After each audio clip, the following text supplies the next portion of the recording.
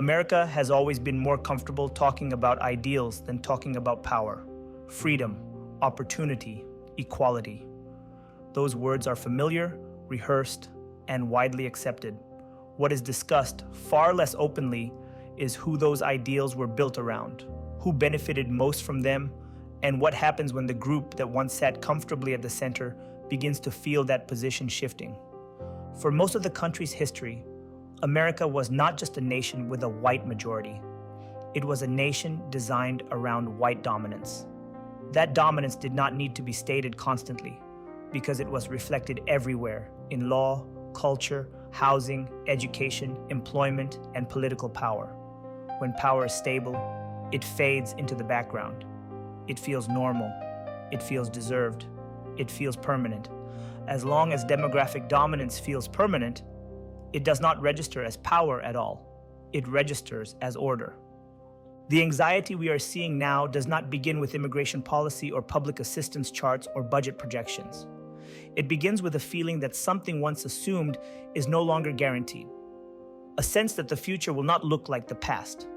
A realization, sometimes quiet and sometimes explosive, that numerical dominance is fading, and with it, the psychological security that dominance provided, even when it went unnamed. This is not about people suddenly becoming racist. It is about people realizing, often for the first time, that the position they occupied was not neutral. It was conditional on numbers, influence, and control. Demographic change has a way of making invisible power visible. For decades, America told a consistent story about itself. It was a nation of opportunity. Anyone willing to work hard could succeed. Anyone willing to follow the rules could belong. That story was not entirely false. Many people did find opportunity here. Many lives were improved. Many barriers were broken. But the story simplified something far more complex. Opportunity was never evenly distributed. It was filtered through race, class, geography, and timing. It was real, but it was conditional. That distinction matters because over time, the story stopped sounding like a description and started sounding like a promise. Inside the country, that promise was absorbed differently, depending on who you were.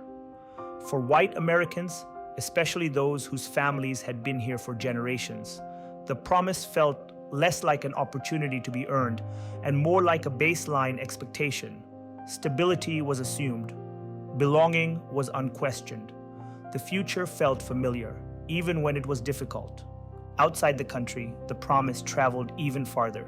America became not just a place, but an idea, a destination, a solution. The story suggested that effort would be rewarded, that systems worked, and that fairness was baked into the structure. That idea spread globally, reinforced by media, politics, and economic power, often without the caveats that shaped reality on the ground. What rarely traveled with the story were the limits. No nation has infinite capacity. Housing is finite.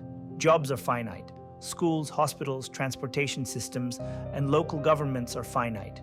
These systems can expand, but they do not expand automatically, and they do not expand evenly. Expansion requires planning, investment, coordination, and honest conversations about trade-offs. Those conversations are difficult. They force people to admit limits. They force leaders to make choices. They force societies to acknowledge that growth has costs. America did not do that work clearly or consistently. Instead, it expanded its language faster than it expanded its systems. That gap became structural. For immigrants, this gap shows up as delay, uncertainty, and conditional belonging. Opportunity exists, but it is harder, slower, and more fragile than advertised. Legal processes stretch on for years. Stability arrives late, if at all. Progress is possible, but rarely straightforward. For citizens, the gap shows up differently. Wages feel stagnant. Housing feels unreachable. Schools feel strained. Healthcare feels unstable. People hear promises about growth and inclusion, but do not feel corresponding improvements in their own lives.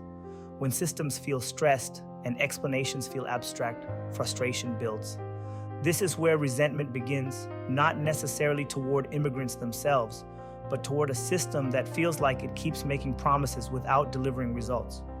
The mistake comes when that frustration looks for a target.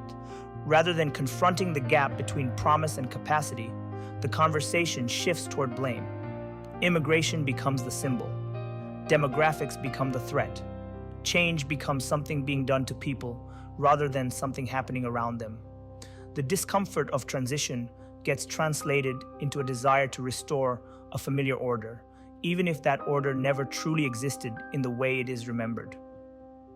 What makes this moment especially volatile is that demographic change touches identity as much as economics. Numbers matter. Representation matters. Political power follows population. When a group realizes it will no longer be the unquestioned majority, it often interprets that shift as loss, even if rights remain intact. Equality can feel like erosion when dominance has gone unnamed. This helps explain why economic arguments around immigration often feel unconvincing on their own. Data about labor shortages or tax contributions does not address the underlying fear. The fear is not primarily about money. It is about control, about cultural continuity, about who the country belongs to, and who gets to define it. That fear does not require explicit hatred to function. It only requires uncertainty. Politicians respond to uncertainty with simplification. They talk about borders, numbers, restrictions, and enforcement because those concepts feel concrete. They suggest control.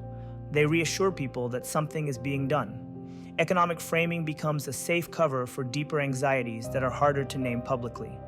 This is why immigration debates keep resurfacing in different forms, even when the underlying conditions remain unchanged. It is why restrictions return during moments of demographic transition. It is why public assistance becomes a talking point, even when the data is mixed or misread. These arguments are not really about budgets. They are about boundaries. The irony is that demographic change itself is not new. America has gone through multiple waves of transition. What is different now is the speed, visibility, and global context in which it is happening. Information travels faster. Images circulate instantly. Population shifts are easier to track and harder to ignore. What once unfolded quietly over generations now feels immediate. When people feel overwhelmed, they reach for certainty. When certainty is unavailable, they reach for nostalgia. This is the emotional landscape in which modern immigration policy operates, not in isolation, not as a standalone issue, but as a pressure point where unresolved questions about power, identity, and transition surface again and again. Understanding that landscape matters, because without it, policy debates stay shallow. They revolve around numbers without addressing fear. They argue economics without acknowledging identity. They promise fixes without naming limits. The story that follows is not about a single administration or a single law. It is about how a country built around demographic dominance responds when that dominance begins to shift. To understand why restrictions resurface, why panic cycles repeat, and why conversations feel stuck, we have to go back to when demographic control was explicit, when it was written into law, and when it was openly defended as national interest. That history begins long before modern headlines. It begins in the early 20th century, when America decided clearly and deliberately who it was willing to become and who it was not. Let's talk about the 1920s through the 1940s, because this breakdown matters.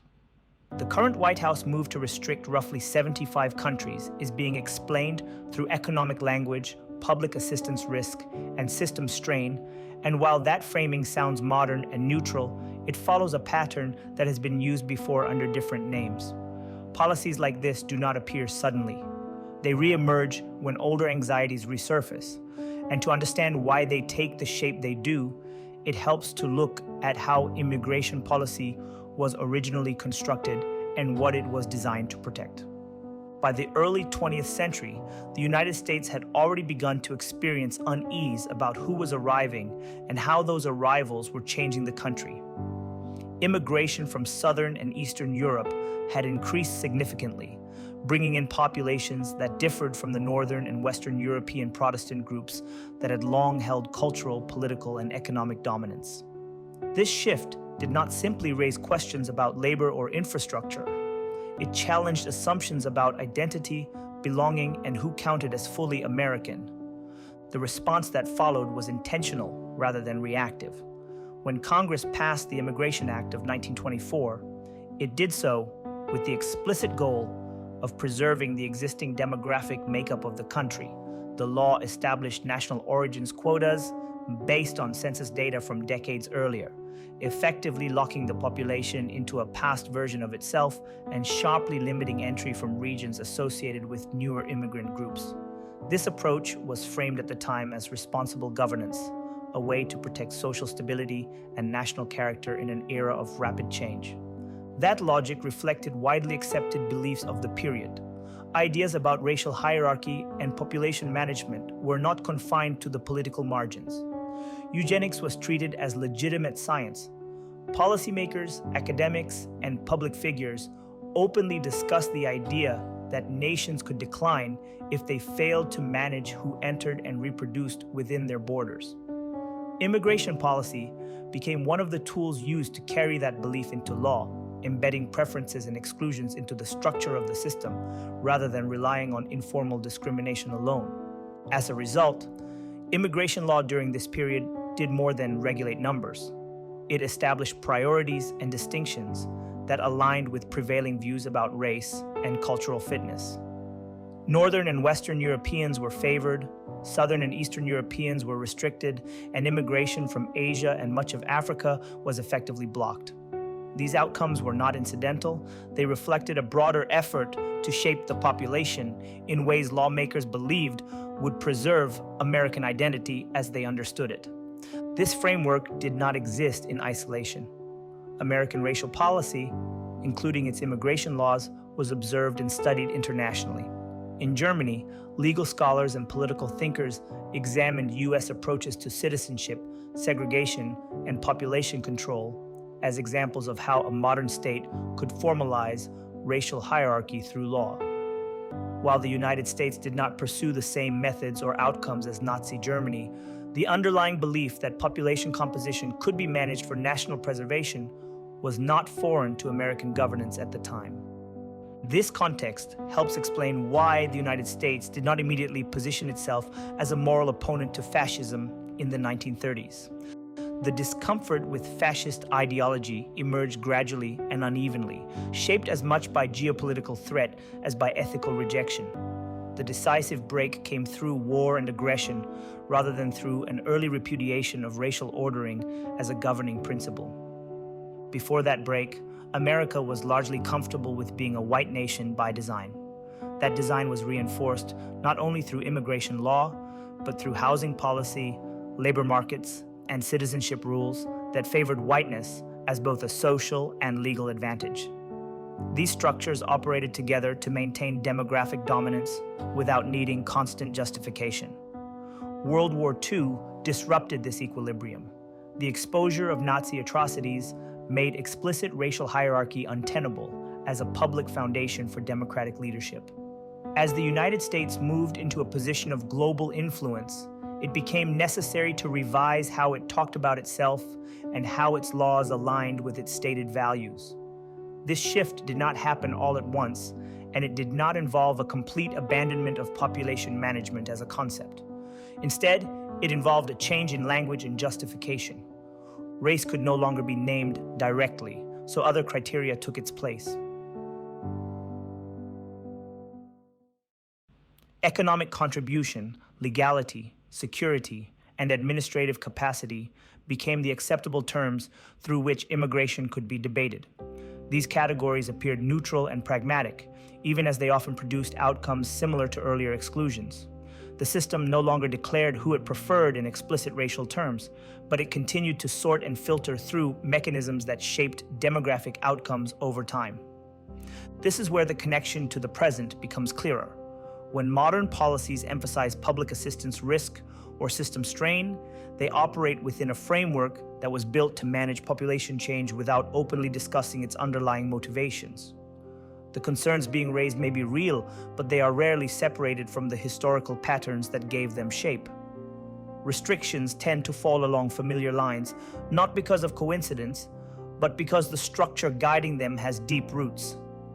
The original design of American immigration policy shows that the country once spoke plainly about demographic preservation as a national goal. That clarity is uncomfortable now, so it is avoided. Yet the anxiety it addressed has not disappeared. It reemerges when demographic dominance feels uncertain, when cultural continuity feels threatened, and when political power appears to be shifting in ways that cannot easily be reversed. Understanding this does not require endorsing past exclusions or dismissing present concerns. It requires recognizing that today's policy debates are not purely technical. They carry the weight of a history in which immigration law was used to shape the nation's identity as much as its labor force. Without acknowledging that lineage, current restrictions risk being misread as isolated responses rather than as part of a longer cycle of adjustment. That thought process and cycle continued after the war. The country changed its rules without fully confronting the logic behind them. So America moved forward with the revised language and expanded commitments without fully understanding or projecting the demographic consequences that would follow. That is the transition that comes next. The period after World War II forced the United States to rethink how it presented itself to the world, but it did not force a full reconsideration of how power functioned inside the country. The war created a moral break in public language, not a structural break in how demographic control was understood. That distinction matters because it explains why so many changes that followed felt transformative while still carrying older assumptions beneath the surface. Coming out of the war, the United States emerged with unprecedented global influence. It positioned itself as a defender of democracy, freedom, and human rights, in direct contrast to authoritarian systems. That role required credibility. Explicit racial hierarchy could no longer sit comfortably alongside claims of moral leadership, especially as the country sought allies across Asia, Africa, and the developing world during the Cold War. The language of race became a liability in international politics, even as the realities of power at home remained uneven. This pressure reshaped how the country talked about itself. Civil rights reforms began to challenge legalized segregation and discrimination, not only because injustice had become impossible to ignore domestically, but because racial exclusion undermined America's global standing. Immigration policy entered this shift more quietly, but it was part of the same recalibration. Laws that openly favored certain races or regions became increasingly difficult to defend in a world where the United States was competing for influence beyond Europe. The response was not to abandon control, but to change the terms through which control was exercised. Race was removed from the language of law, replaced with criteria that appeared neutral and universal. Fairness, family unity, and skills became the dominant frames. This allowed the country to align its policies with its moral messaging without directly confronting how those policies would reshape population dynamics over time. This is where the Immigration and Nationality Act of 1965 enters the picture, and while its mechanics have already been broken down elsewhere, its role in this sequence is essential. The law eliminated national origins quotas and replaced them with a system centered largely on family reunification, along with smaller employment-based categories. At the time, the emphasis was on correcting discrimination rather than transforming the future composition of the country. Lawmakers repeatedly downplayed the scale of change. The reform was presented as a moral correction that would not dramatically alter immigration levels or demographics. That belief rested on a misunderstanding of how systems behave over time. Family-based immigration does not operate as a one-time admission.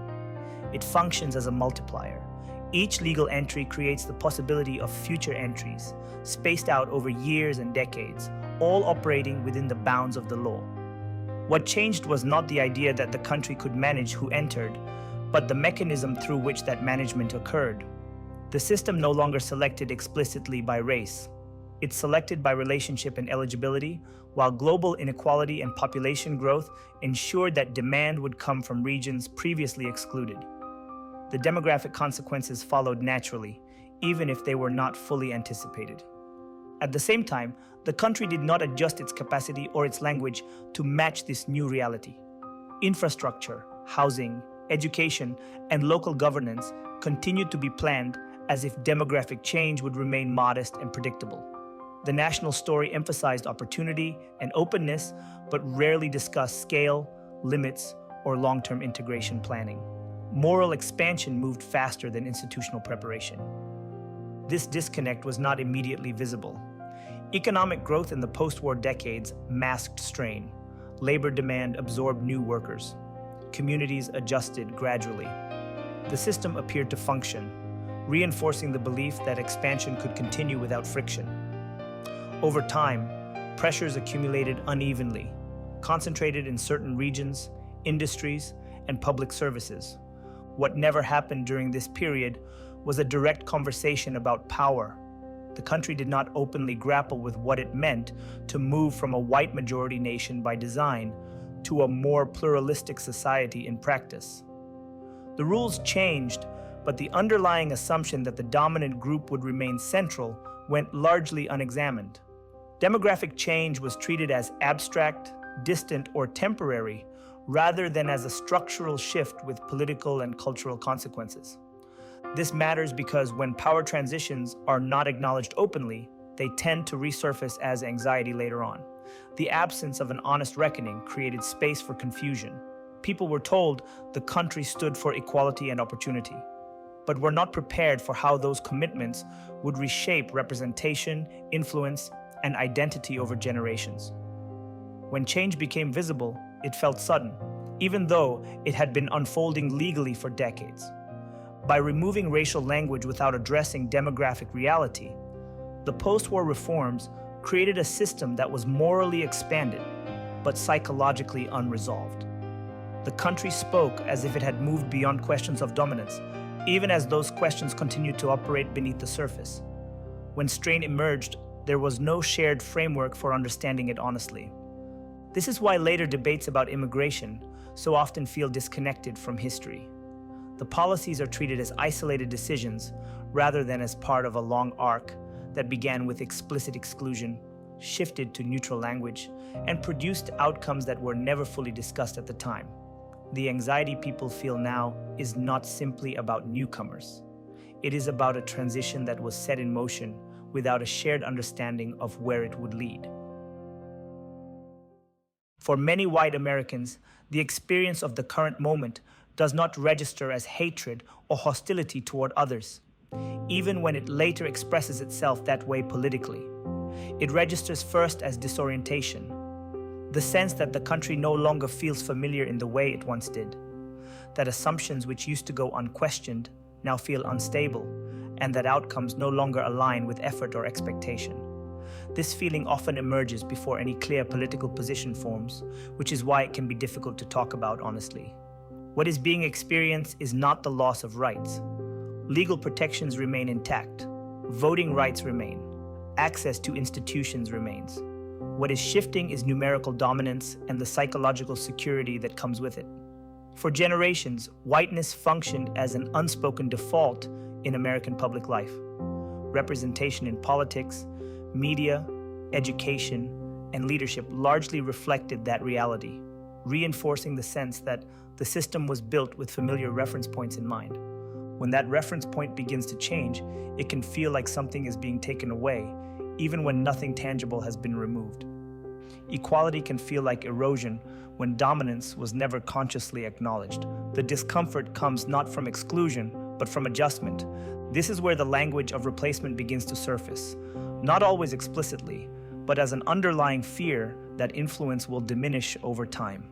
The concern is rarely framed as a desire for exclusion. It is framed as fairness, balance, or preservation. People speak about losing their country, losing their culture, or losing control, often without being able to articulate exactly what those losses mean in practical terms. Political power amplifies this anxiety. Population shifts eventually translate into electoral influence, representation, and policy priorities. Even before those shifts fully materialize, the anticipation of change can feel threatening. The sense that the future will not center familiar values or voices creates urgency, especially in communities that once felt culturally secure even when economically strained. This urgency helps explain why restriction feels appealing. Limiting immigration offers a visible action that suggests control is being reasserted. It promises to slow change without requiring a broader reckoning with demographic reality. When framed through economics or public assistance, restriction becomes socially acceptable language for deeper concerns that are harder to express openly. Economic explanations play an important role here. They provide a neutral vocabulary through which grievance can be voiced without explicitly naming identity. People can argue about budgets, resources, and strain without admitting fear of demographic decline. This framing allows discomfort to be translated into policy preference without confronting its emotional origin. At the same time, economic insecurity is real. Housing costs have risen, wages have stagnated, healthcare remains unstable. These pressures cut across race and class, but they are often experienced more sharply when expectations of stability have already been disrupted. When people feel squeezed, they look for explanations that make sense of the pressure, and immigration becomes a convenient focal point. What is often overlooked is that these economic stresses are not caused by demographic change alone. They are the result of policy decisions, market dynamics, and structural shifts that predate recent immigration debates. However, when institutions fail to address those root causes clearly, frustration looks for a more visible target. This is how grievance becomes framed as fairness. Calls for restriction are presented as reasonable attempts to protect limited resources rather than as expressions of fear. The language emphasizes order, legality, and sustainability, even when the underlying concern is about maintaining cultural centrality. This framing allows people to see themselves as defending balance rather than resisting change. It is important to note that this experience crosses class lines. Anxiety about demographic transition is not limited to economic elites or to those facing direct competition. It appears in rural and suburban communities, among working-class families and professionals alike. The common thread is not income, but the sense that the future will be shaped by forces beyond their influence. When political leaders echo these concerns, they provide validation. When they promise restoration or control, they offer reassurance. Whether those promises can deliver meaningful outcomes is often secondary to the emotional relief they provide. Feeling heard becomes more important than feeling resolved. This dynamic helps explain why policies aimed at restriction generate strong support, even when their practical effects are limited. The policy itself is less important than what it symbolizes. It signals that the system recognizes the anxiety and is willing to act on it, even if the action does not address the underlying causes. What emerges from this is not a population driven by hostility, but a population struggling to process transition without a shared language for doing so. Without honest conversation about demographic change, power shifts, and institutional limits, discomfort hardens into grievance. That grievance then shapes policy preferences in ways that feel rational to those experiencing them, even when they misidentify the source of the strain. For immigrants entering the United States during this period of transition, the experience is shaped by many of the same structural forces, but it is felt from a different position. They arrive within a system that still speaks in the language of opportunity, yet operates under constraints that are rarely explained clearly. The result is not a simple story of success or failure, but a prolonged state of uncertainty that defines how belonging is experienced.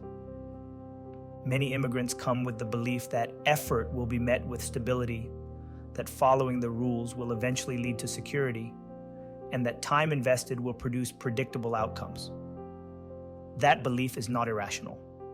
It is reinforced by decades of cultural messaging and by the real successes of earlier generations. What is often missing from that narrative is how conditional progress has become and how unevenly the system now responds to participation. Legal pathways are central to this experience. Family-based immigration, employment visas, asylum claims, and temporary protections all involve long timelines and shifting requirements. Status that was once expected to resolve in a few years can stretch into a decade or more. During that time, people work, pay taxes, raise children, and build community ties while remaining legally vulnerable. Belonging is partial, security is provisional. This prolonged limbo shapes behavior.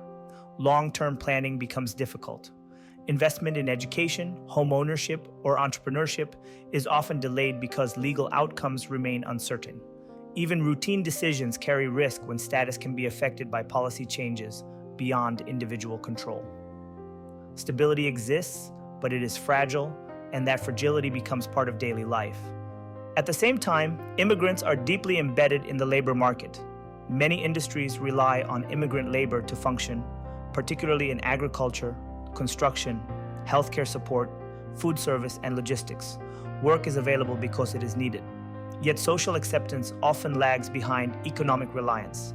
Contribution does not always translate into recognition or protection, reinforcing the sense that participation and belonging operate on separate tracks. Economic pressures compound this experience. Rising housing costs, healthcare instability, and wage stagnation affect immigrants as much as citizens, often more intensely.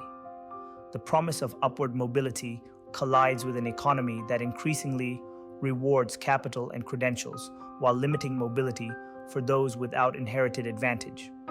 When progress slows, disappointment is frequently internalized rather than attributed to structural constraints that were never clearly articulated. For refugees and asylum seekers, the contradiction is sharper.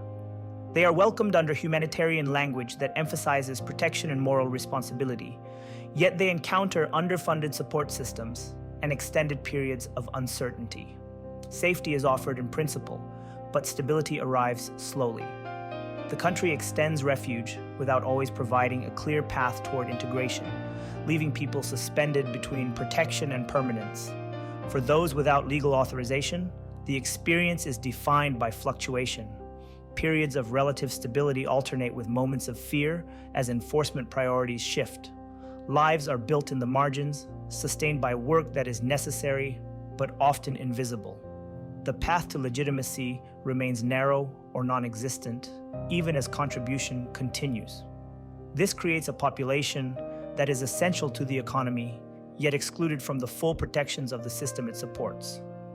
What unites these experiences is not chaos, but imbalance. Immigrants are asked to invest time, labor, and faith in a system that offers opportunity in theory while delivering it unevenly in practice. The gap between participation and belonging becomes a defining feature of the experience, shaping how people relate to institutions long after their legal status changes, if it ever does. This imbalance also affects how immigrants are positioned in public debate. They are often treated as beneficiaries of expansion or as sources of strain, rather than as individuals navigating constraints they did not design. Frustration that originates in system capacity is redirected toward people because systems feel abstract and unaccountable. Immigrants absorb tension that belongs to policy choices made far above them. Over time, this shapes civic behavior. Engagement becomes cautious. Trust is conditional. Participation is delayed until status feels secure, reinforcing broader patterns of disengagement across society. People focus on stability first because instability carries higher stakes. Public life becomes something to navigate carefully rather than something to shape openly. This is why immigrants are not drivers of disorder in this transition, but participants in it. They experience the same misalignment between promise and capacity that citizens do, only with fewer buffers and higher risk. Both groups are responding to a system that expanded its moral language without fully aligning its structure to support it. The strain created by demographic transition does not announce itself through collapse. It shows up through accumulation. Institutions continue to function, but with less margin, less flexibility, and less public trust. The stress is absorbed quietly by systems that were not designed for constant expansion without coordinated planning or sustained investment. Local institutions feel this first. School districts adjust to changing enrollment patterns, language needs, and resource demands while operating within budgets set years earlier. Housing markets tighten as population growth outpaces construction, driving costs upward without a single decision point to blame. Healthcare systems absorb greater demand while navigating staffing shortages, funding constraints, and regulatory complexity. None of these pressures are new on their own, but together they create a sense that systems are always behind, always reacting, and rarely catching up. What makes this especially difficult is the way responsibility is distributed. Federal policy sets broad direction and moral tone. States manage implementation within political and fiscal limits. Local governments handle delivery on the ground. When strain appears, there is no clear owner of the outcome. Each level can point upward or outward. Accountability diffuses, even as consequences concentrate locally. This diffusion shapes public perception. People experience strain where they live, not where policy is written. They see crowded classrooms, rising rents, longer wait times, and stretched services. When explanations arrive, they are often technical, abstract, or delayed. Systems respond with processed language, budget references, and jurisdictional boundaries that make sense internally but feel evasive externally. In that gap between experience and explanation, frustration grows. When people cannot see how decisions connect to outcomes, they stop believing that engagement will produce change. Institutions appear distant, even when they are working at capacity. Trust erodes not because systems fail outright, but because they fail to explain themselves in ways that feel grounded in lived reality. This is where enforcement begins to look appealing. Restriction offers a visible lever. It suggests action. It implies control. When long-term planning feels inaccessible and systemic reform feels impossible, limiting intake feels like a practical response, even if it does not address underlying constraints. Enforcement becomes a substitute for coordination. At the same time, institutions adapt to pressure by narrowing focus. Messaging becomes safer. Language becomes more generalized. Trade-offs are avoided in favor of reassurance. Policies are framed as necessary rather than chosen. Over time, this reduces transparency. People sense that decisions are being managed rather than discussed, which deepens disengagement. The result is a public sector that continues to operate, but with diminishing legitimacy. Compliance remains. Participation declines. People follow rules, pay taxes, and navigate systems without expecting responsiveness in return. Civic life becomes transactional rather than collaborative. This institutional thinning reinforces the broader dynamic. When systems do not feel accountable, people redirect frustration toward visible groups rather than abstract structures. Immigration becomes a symbol for overload because it is easier to point to than decades of fragmented planning and political avoidance. Institutions absorb pressure quietly, while people argue loudly around them. What is happening here is not institutional failure in the dramatic sense. It is institutional exhaustion.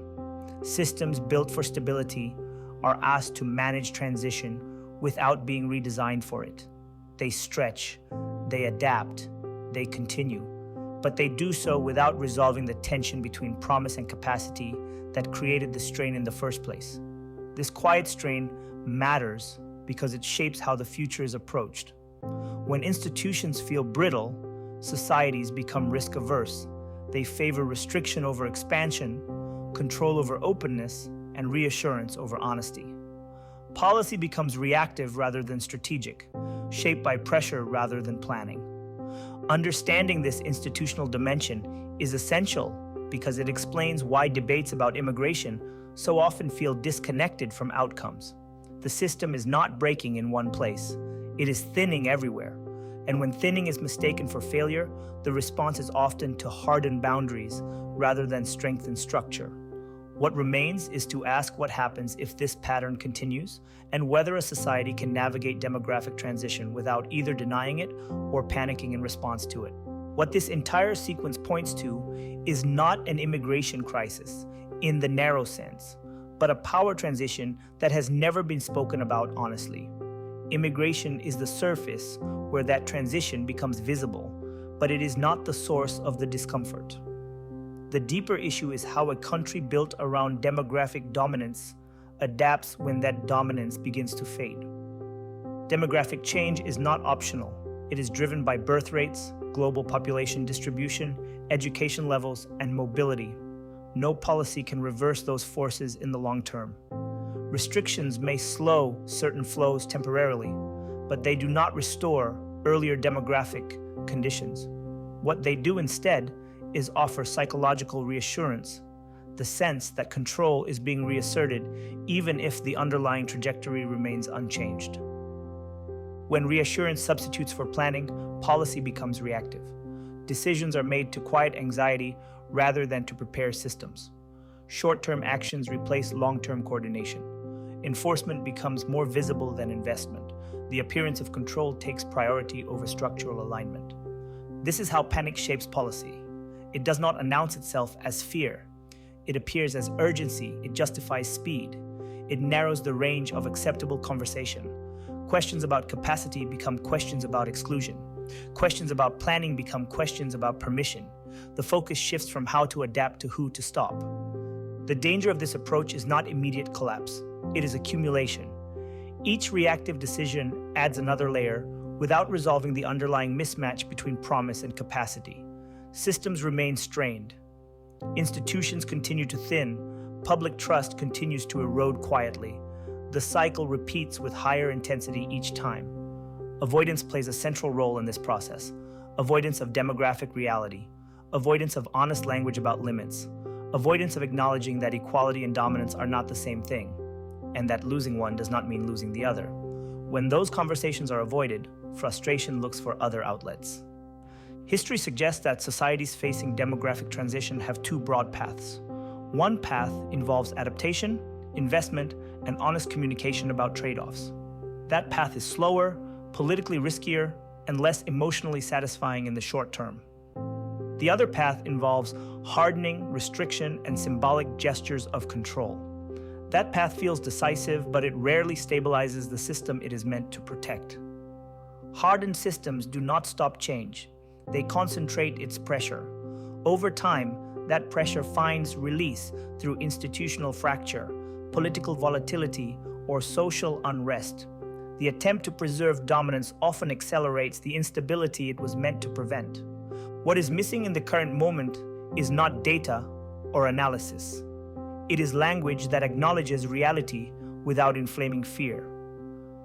A way to say that demographic transition is happening, that it will continue, and that it does not require panic or denial to navigate.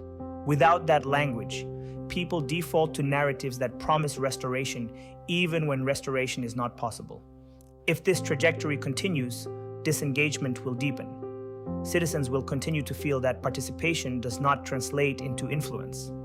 Immigrants will continue to invest effort into systems that delay belonging.